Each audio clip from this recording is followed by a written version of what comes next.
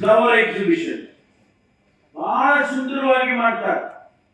ನೀವೆಲ್ಲೂ ನೋಡಿರಕ್ಕೆ ಸಾಧ್ಯ ಇಲ್ಲ, ಅಷ್ಟು ಸುಂದರವಾಗಿ ಮಾಡುವಂತ ಒಂದು ರೂಪುರೇಷೆಗಳನ್ನ, ಒಂದು ನೀಲಿ ನಕ್ಷೆಯನ್ನ ಅವ್ರು ಮಾಡ್ಕೊಂಡಿದ್ದಾರೆ. ಅದರಲ್ಲಿ ವಿಶೇಷವಾಗಿ ಎಷ್ಟು ಜನ ನೋಡಿದ್ರು ಗೊತ್ತಿಲ್ಲ, ನಾನೇ ನೋಡಿಲ್ಲ, ಅದು ಬೇರೆ ವಿಷಯ. ಅರಳುಗುಪ್ಪೆ ದೇವಸ್ಥಾನ ನೋಡಿರೋರು ಎಷ್ಟು ಜನ ಇದ್ದೀರಿ?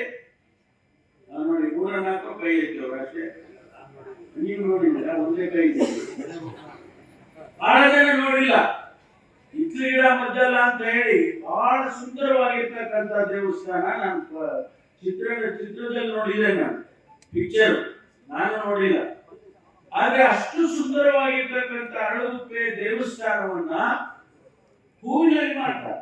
ಫ್ಲವರ್ ಎಕ್ಸಿಬಿಷನ್ ಅಷ್ಟು ಸುಂದರವಾಗಿ, ಅದು ಅದೇ ಸೈಜ್ ನಲ್ಲಿ ಮಾಡ್ತಾರೆ. ಅದು ಬಹಳ ವಿಶೇಷವಾಗಿ ಇರುತ್ತೆ. ಅದನ್ನ ಈ ಬಾರಿಯಲ್ಲಿ ಮತ್ತು ಜೊತೆಗೆ ಇನ್ನೊಂದು 25-30 ಕಲಾಕೃತಿಗಳನ್ನು ಕೂಡ ಆ ಎಕ್ಸಿಬಿಷನ್ ಅನ್ನ ಬೆಂಗಳೂರಲ್ಲಿ ಮಾಡೋದಿಲ್ಲ. ಇದು ಬೆಂಗಳೂರು ಎಕ್ಸಿಬಿಷನ್ ಅಲ್ಲಿ ಬೇರೆ ಮಾಡ್ತಾರೆ.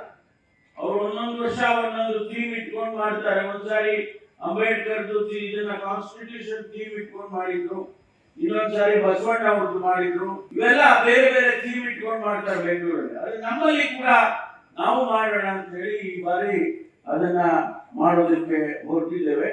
ಆಮೇಲೆ